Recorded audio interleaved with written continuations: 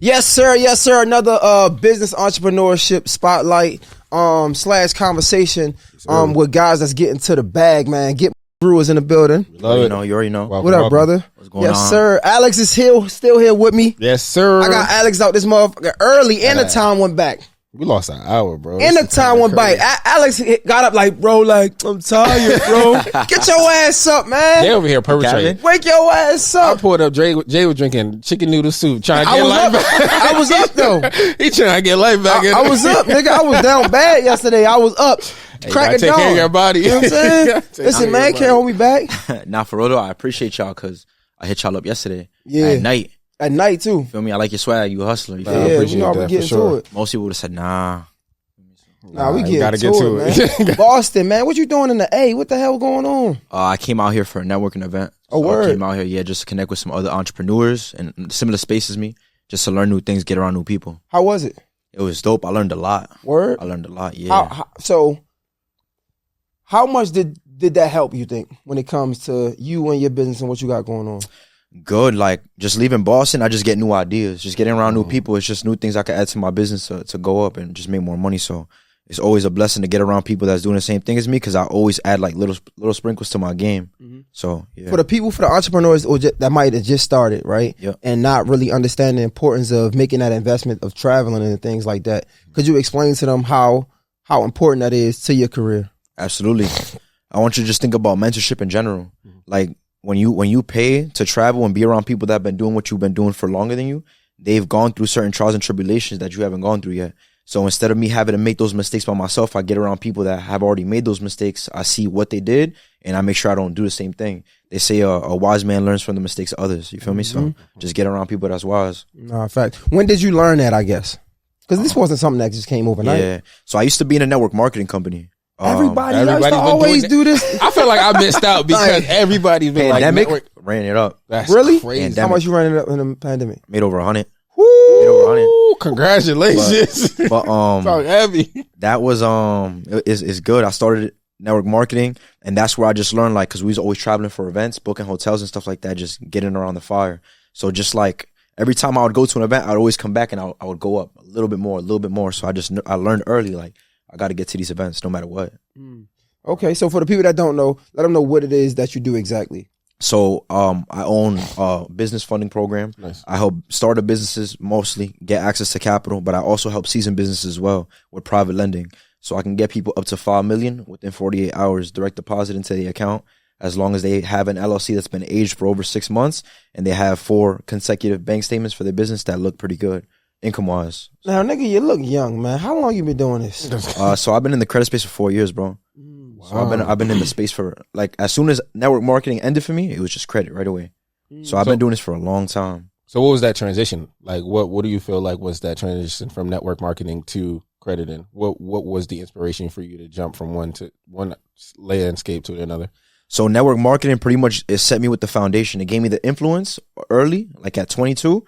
So I already had the base, and then it taught me like the basics of business. So like the transition was light. It was like walking the park because I already knew how to run a business. I knew how to market myself. I knew sales. So I just learned credit, and then I just took the same marketing skills and I applied it. Sorry. Go ahead. So you mean to tell me you get businesses and like individuals funding as well? Absolutely. You can get a big business like a Fortune 500 company, or you can get an individual with an LLC. Both you can get them funding. Absolutely. So I was always taught you want to fund responsibly, right? Like if you're a startup business, I have no business getting you $500,000 with 15% interest every single month because most startup businesses don't have capital coming in, right? So it doesn't make sense. So instead, what we do is we do relationship funding. So with relationship funding, I can get you access to 0% interest rate for 12 to 18 months, and I can get you up to 150,000.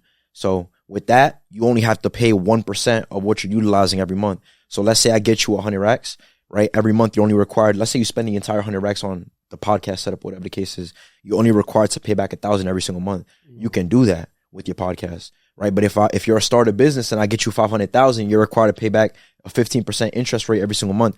That's a little too expensive. Yeah. So I fund responsibly. I see what you got going on, how long you've been in business, and then I fund you based off of that.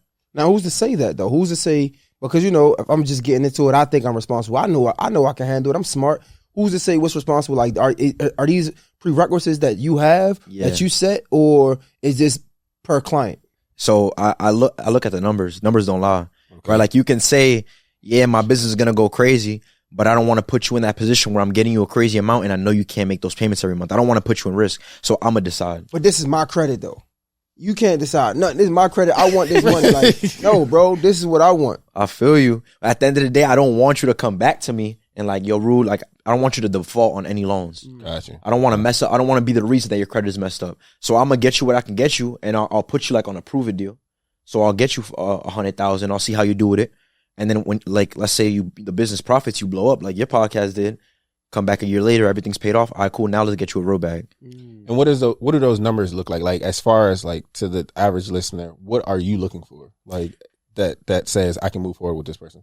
So I'm looking to see how fast you pay off what I got you. I want to make sure your payments are all on time. And then there's different requirements to even me getting you the bag. So you already have to have good credit in order for me to get you a bag. So most people I'm working with, they're pretty punctual. They're on point when it comes to all that stuff. And your how much your percentage? 10%. 10%. So I take a 10% commission fee. So I don't get paid until I get you access to your funding, right? So I put a contract together. Me and my team, we put together a contract. We make sure you sign it. Make sure you read and understand everything. I get you access to capital, 0% interest. So no interest is accumulated at all for the first year and some change. And then once you get paid, once you get access to your funding, everything's activated, you're good to go. Then I charge a 10% fee on the back end. Yo, but if I got a 750 credit score, I can go get this funding myself. I know a lot of guys that have been doing the funding and credit, they say like they got the relationships to the banks and the lenders. Yep. But I mean, shit, I can go ahead and apply for a credit card, a couple credit cards, right? Yeah. Build my credit card, stack my credit cards. Of course. Wait a couple years, they give me they boost my credit, you know what I'm saying, up, or the money I got up. And then I can do that myself without having to pay somebody 10% that I might have to pay back anyway. For sure. You definitely could. I'm gonna be honest, I got myself funded like a few years ago. I got like 5,000-10,000. But time is money, right? If I'm getting myself, if I know someone that could get me 75,000 and I'm here penny pinching with 5,000, my business is gonna grow at a slower rate. So you can go to the bank and you can apply for funding at any point in time. But if you lack those relationships that you were talking about with the BRMs and the people that work at the bank that are stamping these applications, you're not gonna get those high approvals unless you're working with people like that. So I have those relationships in check in over six different banks. So I can go to Chase Bank and get you a bag. I can go to Citizens, US Bank, Truist Bank, Key Bank. I can get you 0% interest funding with all of them. Yo, how often are you working with these people in the banks? Because to have a relationship, I'm assuming like it's something that you gotta be doing repetitive. Like you gotta be doing this all the time. How often are you working with the people at the banks to build this relationship? So I've been working with them for a long time. Think about every application I submit is going through that banker. So I'm not having the client submit the application on their behalf. I'm gonna have the banker do it. The banker's gonna send the client a DocuSign, and then the banker's gonna go ahead and stamp that DocuSign and submit the application themselves. So the chances of approval are higher. But to go back to your question, let's say I submitted 50 plus applications in 2025 to Chase Bank, right? That relationship is strong because they see that I'm consistently bringing them, clients. So I'm curious to know, do you get paid from the bank side too? Because I'm assuming they would get a commission. Yeah, so I do.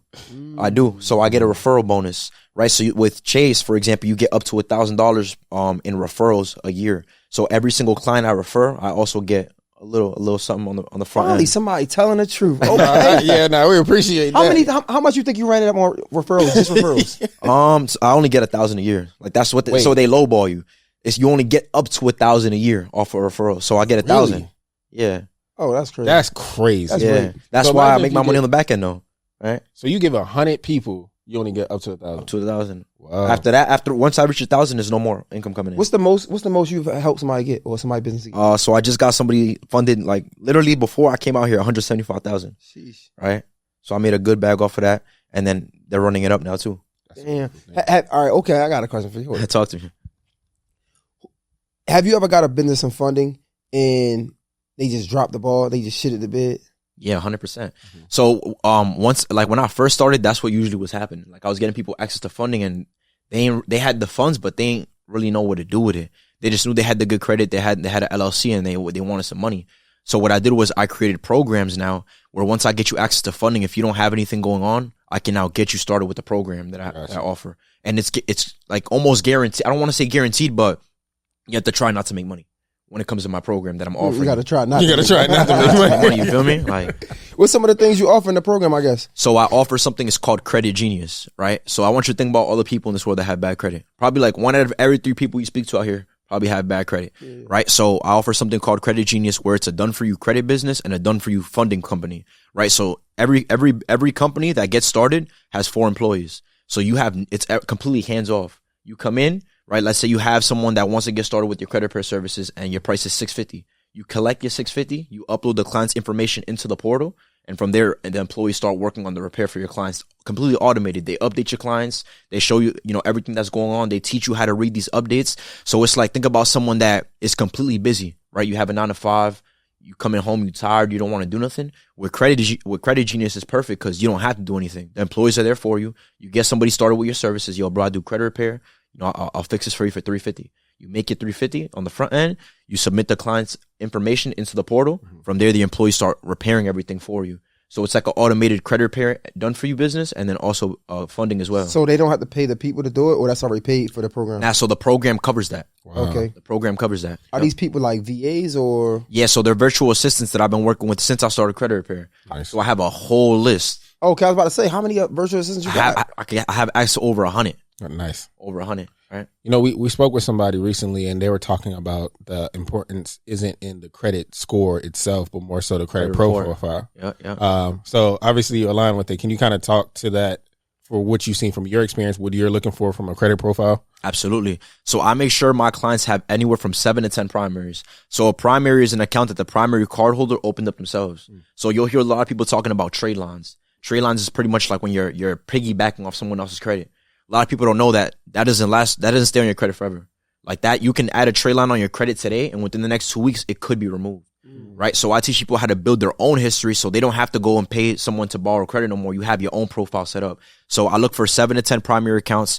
I want your utilization for every single card to be under 30%, right? On-time payments, obviously no collections, a LLC, and over a 700 credit score. Wait, this is for the personal or the business? This is for the personal. Okay. I'm assuming you're doing this because a lot of times you got a personal guarantor for the business? Exactly. Okay. Right. So we say 7 to 10 primaries. Is this credit cards, car notes as well, or? Yeah, so auto loans help, mortgages help. You have credit cards and then credit builders. So you can go to Self. You have Kickoff, Credit Strong, Rent Reporters, different things like that. So all that counts as personal. Yeah. So I can go with Self, Credit Strong, the other 2, and that can be 4 off the already, back. right? And the thing about Rent Reporters, right? Most people have no history at all. With Rent Reporters, you can backdate your history. So, for example, let's say you have no credit history. Let's say you have a year of credit history. You're trying to get access to funding. You have, a few credit cards or whatever. I can go, let's say you pay rent. Let's say you've been living here for 3 months or 3 years. I can go ahead. I can have you open a Rent Reporters account. They'll verify that you've been living here for 3 years, and they'll add that 3 years of history on your credit report. So you'll go from having 1 year of credit history to having 4 within a few days. Damn. Off of Rent Reporters. Okay, hold up. We got Rent Reporters, we got Self, we got Kickoff, we got Credit Strong. Those are the 4. Those are the 4 that I utilize. Credit Strong. How much is Rent Reporters? Rent Reporters, so it's like $12, $13 a month. Okay. So it's cheap. It's affordable. Self is what? So Self, you pretty much create your plan. So the lowest plan, I believe, is like $20 a month. 20 plus 12. Credit Strong. Credit Strong could be like 20 as well. And 52. And Self. Kickoff can be like 10. So you're looking at about, on a minimum, about you invest $62. You invest in $60 to $70 depending on what your budget is every single month. That's gonna get you 4. Yeah, and so let's run the game. Let's get them 7, right? So we got 4. That's personal things right there. That's going to boost your credit. That ain't going to hurt it. It really can't hurt it for real. Yeah. Then what would you suggest the other 3 be? DC, for somebody that just started. I'm gonna go get you approved with some credit unions. So with credit unions, they're nonprofit organizations. So they're put into the area to build the community. So when you go to a credit union, they're going to get you the best interest rates and the highest limits for start off, accounts. So you can go to DCU, it's a credit union I love, and you can get 7 to 10,000 off of one credit card. On personal or business? Personal. With no credit or? If you have like some credit builders and stuff like that on there, you should be good. Oh wow! Right, and like I said, they're nonprofit organizations, so they're better to go to than the bigger institutions like Chase and BOA and stuff like that, because they're gonna get you a bigger bag. Their purpose is to build up the community, so they're gonna give you access to a good bag, some good interest rates, and we'll go with DCU. Might have you go to Chase, get a Freedom Flex, and then a Capital One Quicksilver or something like that, or a Discover card. You'll have you're good to go. That's 8 accounts right there. So even if you like starting over, because a lot of times people get that credit bill, right, bill, and they fuck it up again. So even if I'm starting over, my credit is shit, 520 right now, right? Yeah. I can go and redo the self kickoffs, rent builders, things like that, and this would put me back on the right track, or it all depends on what your credit profile looks like. So like you were saying, credit scores are cool, but it all depends on the credit report. Like what accounts you have on there. If you have any collections of late payments, it doesn't make sense to add positive accounts on there. It's going to limit how much your points go up, right? If I have 5 collections on my report and I'm trying to add rent reporters, kickoff, self, all these accounts, my score is going to go up like 5 points, 10 points because I have these negative accounts holding my score down. So it makes sense to clean those accounts first. And once those accounts are clean, then you want to add positive accounts on there. So you can really shoot your scores up. Now, when you say clean the account, is that just more so just disputing them off of your, like, and what is that process? Because we've had different people come on and say, like, is it just calling the different companies, calling you? Like, what is that? Yeah. So I want you to think about this, right? I want you to keep this in mind. There's 5 points of compliance, right? So when it comes to any account that's listed on your credit report, in order for it to stay there long term, it has to meet these 5 points of compliance. Okay. When you look at collection accounts, you look at late payments, charge-offs, repossessions, most of those accounts don't meet those 5 points of compliance, meaning it can be disputed. And the likelihood of it coming off is high, right? So you have a 99% chance that none of those accounts meet those 5 points of compliance. So what me and my team do is we search for those inaccuracies, and then we dispute those negative accounts off your credit report, right? So this can take anywhere from, I'll be honest, like 2 months to a year. And a year might sound crazy, but people have been messing up their credit for a long time. You can't expect to get those accounts removed so fast. You feel me? So, we repair your credit. We make sure we remove all these accounts. We structure it with those credit builders, with those credit cards, and then we move you towards funding if that's what we need. I'm really happy that you said that because, like, I think when people think about building their credit back up, they feel, especially going to somebody that they're paying, they expect a turnaround immediately. Yeah. So how do you level set expectations and kind of guide them through that process? So I have a whole onboarding system. In my onboarding system, there's a contract that's signed. In the contract, it pretty much states, this isn't going to be a fast process. You must be patient. It can take anywhere from 2 to 12 months, sometimes even a little longer, depending on the balances on those collection accounts. So I just make sure they understand, like, it's going to be a process. Every 30 days, you'll be getting your updates from a portal. So I give them the access to their own portal. They can track their removals on there, how many points or scores are going up every single month. And yeah, everything is in that portal. So I make sure they're patient. They understand every 30 days to check that portal, and we go from there. I want to take a step back real quick. I'm somebody that's like super empathetic to my people that got excuses. I just want to talk to them so I can help them see clear now. You from Boston. Yeah. I would assume that it's not much going on in Boston when it comes to like Atlanta, New York, right? Like when it comes to entrepreneurs, when it comes to people making a lot of money, things like that, right? I don't know. I'm for sure. But you still was able to find a way to get the work done and get this business running and be successful. Yeah. When I think of cities like that, I think of Baltimore. And I know we speak about proximity a lot. Like a lot of times, if you're around 5 billionaires, then more than likely you'll be the 6th, right? But when you're not around them, it's like it's easy to make excuses. It's easy to say, well, I don't have the access and things like that. Coming from Boston, how are you able to find these opportunities and be able to work your way out of the circumstances that you came from? For sure. You know what's crazy? Someone was literally talking to me about this yesterday. They told me a quote. It was so fire. They said, just because your excuse is invalid doesn't make it not an excuse. You feel me? So I can have all the excuses in the world. I'm from Boston. I'm like a big fish in a little tank out there. I'm not gonna lie. Like, I don't know anybody that's doing what I'm doing out there, right? Obviously besides Darius, but he's out here now. I don't know anybody that's doing what I'm doing. So I can easily use that as an excuse as to like why I'm not gonna be great or why I'm not gonna see success. But you just have to lock in. You can't create those excuses for yourself. Like, I know if I don't have it back home, I'm going to find someone that does. I'm going to look into areas like Baltimore, Miami. I'm going to look into Atlanta, different places like that. So it's just all about being hungry. Like, it all matters, like, how bad you want it. Like, when you want something bad, you're going to find a way to get it. You feel me? So when I realized, like, the area I was in didn't have what I needed to grow, I went and I searched somewhere else, and I found what I needed. What was your point of access to search? Was it YouTube? Was it? So I was really like on Instagram. So like, let's say for example, I wanted to learn more about business funding. I would literally go into a search bar. I would type in business funding. I'll see who's doing it at the highest scale. And when I did it right, like a lot of people make mistakes. Like when they looking for mentorship, they look at the people that have the chains. They're looking at the people with the watches. They're looking at the cars. Who looks like they have the most money? I was more so looking for who provided the most value, right? So I was finding the people that was really giving the game that I needed. Like, I bet he taught me something I ain't know that. Like, let me put down a list together. He's probably someone I wanna learn from. I might pay him. This person's in Miami. He's talking about this. Like, I ain't know that. And they're not really flexing in what they got. Like, they're really educated. So I gravitated towards the people that was giving real value, and I would pay to get into the rooms. But you do understand why people do the flexing thing, right? Of course, it's such marketing. It's marketing, right? But I've always just been value driven, bro. Like, I got chains, I got watches, I got all that shit, I got cars too. But like, I'm more focused on like value.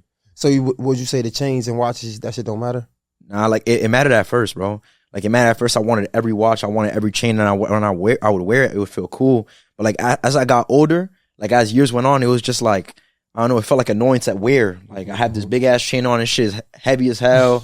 It's cool, it looks good, but like, I don't know. So it don't matter no more? Yeah, nah. All right, so do me a favor, when you get home, you set that nigga right. I set that nigga right. Just go ahead and put that shit in there. I set that nigga right. He walk right into it. Nah, I wear it sometimes. I wear it sometimes. Like, I'm on a podcast, I know what they looking for. I'm gonna wear my chain. But if I'm going out, I'm chilling, I'm not gonna put it on. No, facts. All right, yo, so I was talking to I think Nehemiah Davis a while ago, and he was talking about his different levels of like mentorship. And sometimes you might not be ready for the $50,000 mentorship. You might have to do that $1,000 mentorship. How do you know when you're ready and what level? Because again, me coming in, like you said, minus the chains and stuff, right? I want to pay the most so I can get the most value when I might be skipping over. I ain't even ready for that yet. But I think I am, because like, yo, I don't want to waste my time with the small ones. I want to go straight to the big one. How do you know which mentorship you ready for? Income based, right? You want to see how much you're making,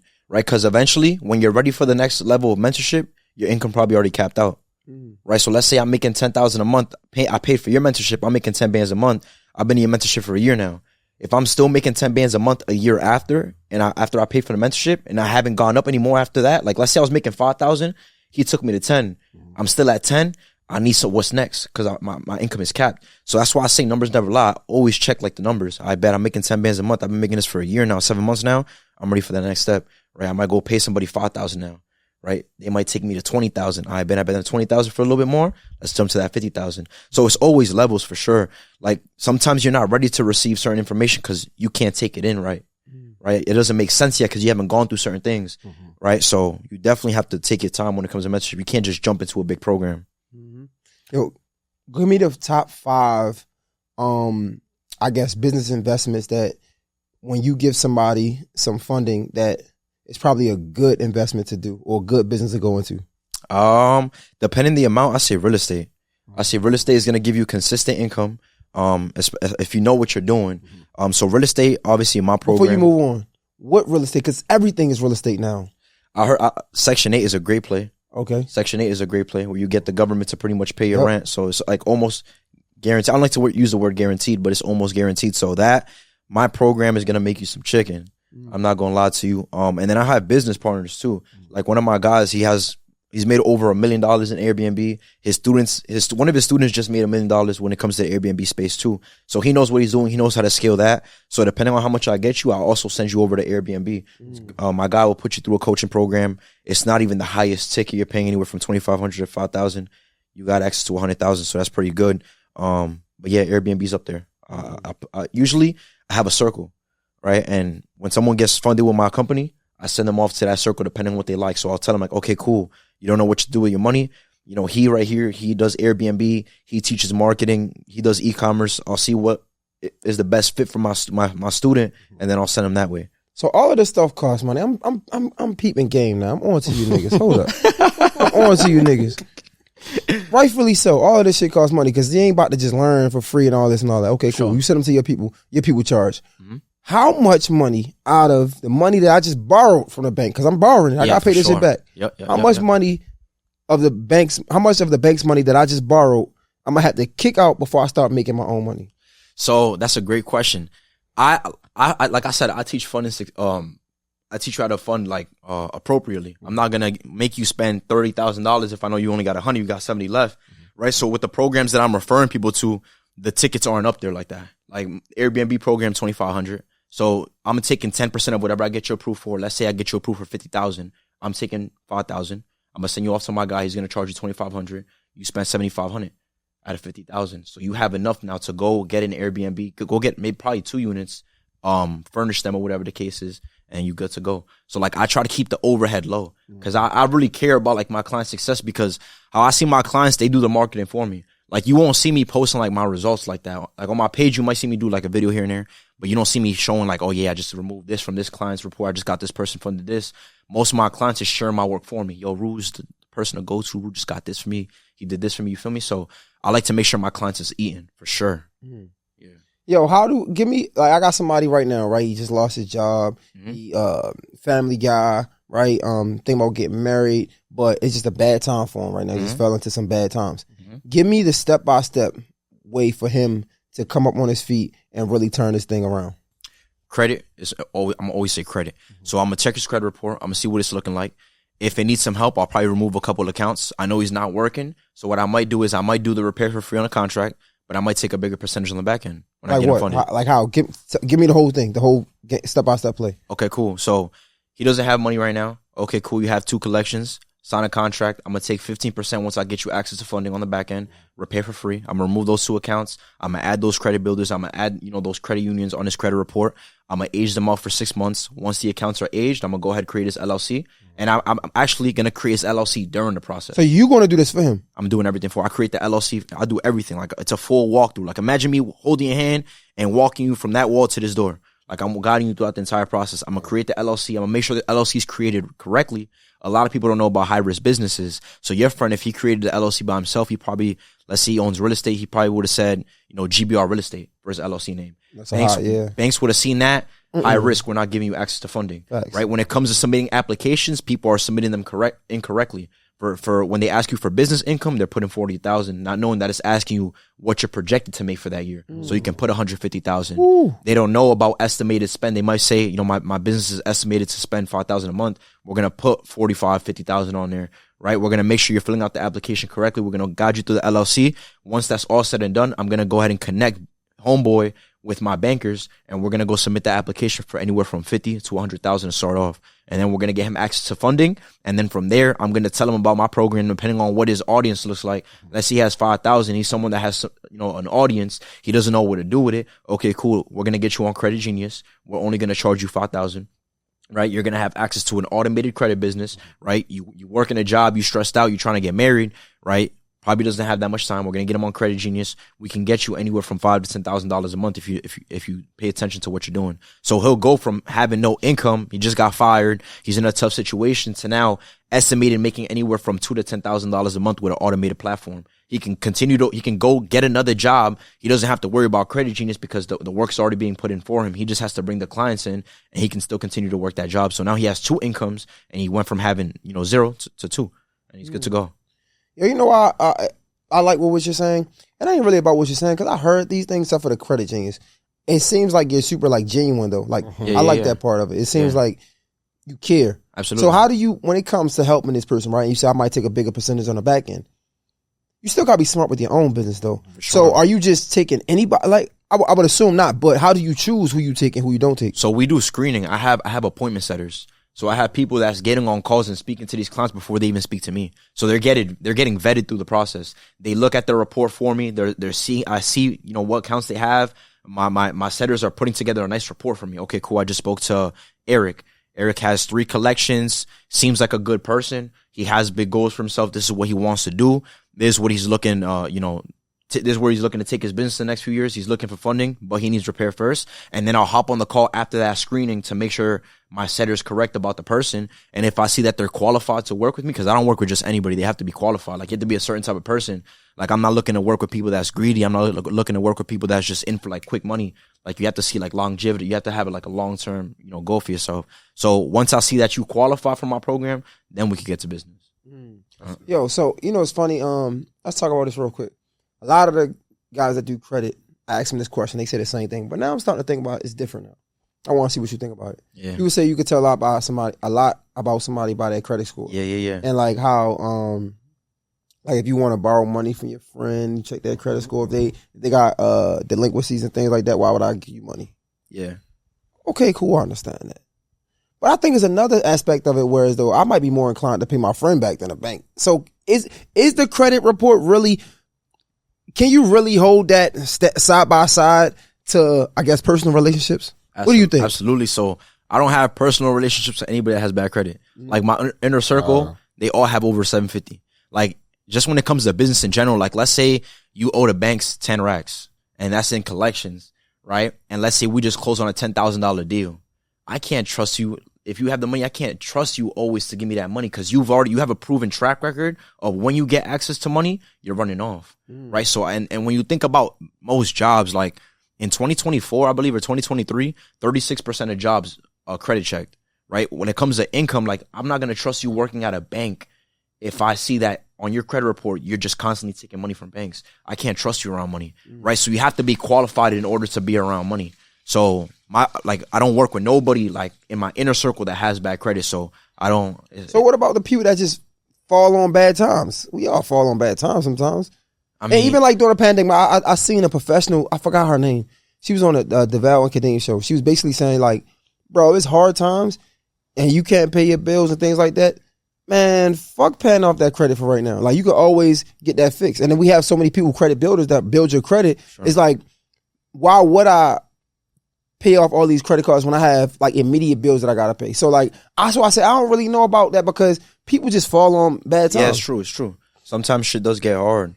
To be honest, yeah, I don't know. I can't do it. Right? Yeah. But no, as you were talking, one of the biggest things that stands out is like you're knowledgeable, right? Mm-hmm. And I know that a lot of people in this space talk about like, how do you feed the mindset of financial literacy? So I'm an avid audiobook listener because I got dyslexia. So what books would you recommend that helps you on this journey, if you have any? Yeah, of course. That improve this financial journey for you, essentially, for other people that can check them out. So Rich Dad, Poor Dad, Robert Kiyosaki. Mm-hmm. That's a great one. Yeah. Atomic Habits is a great one. You have 10X by Grant Cardone. The Way of the Wolf by what's his name? Wolf of Wall Street, Jordan Belfort. Mm-hmm. There's a couple others. Psychology of Money is a great one. The Psychology of Money is by Morgan Housel. Yeah, it's a great one. I'm in a good place. He said, I'm 4 for 5 right now. I'm in a good place. I got a Kindle, bro. And on that Kindle, I got like 100 books. And I just be like on flights. Like I'm about to fly home tonight. I just be reading mad books, bro. You have to constantly feed the mind. So it's interesting that you said the psychology of money, because, you know, people debate over like some of the ideologies in there. And one of the biggest things that stood out in that book was how they talk about you can't really justify anybody spending, right? They give that story, right? Yeah. So that's one of those points. So when you think about that and knowing that people are going to spend what they spend on, how does that now help you discern? Like, okay, discern, as you just said, you can't take anybody that's qualified. Is there a specific number that you're looking for? You said you can't have anybody that's over 750, but to take on a client, what is that number that you're like, nah, I can't work with this? To be honest, anything under like the 500s is too low.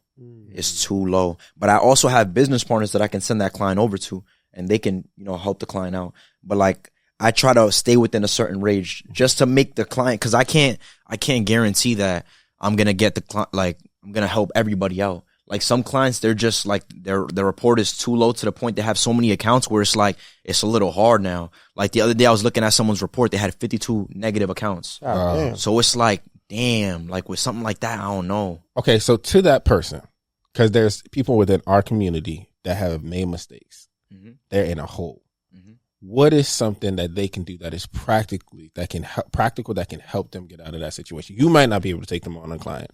Somebody else may not be able to help them. But what is something that they can do that is practical that can help them in this current situation? There's books. There's some books that I actually came across that they give you like some solid game when it comes to disputing accounts. Okay. So you can do that. And then there's also free lessons online that you can kind of take to learn how to dispute certain accounts, how to remove items off your credit report. So there's a lot of free options out there. YouTube University. There's a lot of people giving out a lot of game on YouTube, teaching you how to dispute, right? Like one of my closest guys, he has a solid credit repair system that he pretty much learned from YouTube. Right. So when it comes to like consumer finance laws and stuff like that, he pretty much like mastered that game from YouTube. So it's a lot of free game out there. You don't really have to pay somebody that much money no more. When you have access to YouTube and things like the internet. So a lot of people just don't like to do the research though. Like the game's out there, like the value's out there. You just got to find it. A lot of people, instead of trying to find it and apply it themselves, they see it so much work. It looks a little weird. Like sending out a dispute letter is kind of weird, right? Instead of doing things like that, they're just trying to pay somebody. But there's a lot of free game that they could go out there and they can learn for themselves. They could soak up. Yo, what program do you have right now? Cause I know everybody got that program, that mentorship. What are you offering? So I got the Credit Genius offer. I offer funding. I offer credit repair.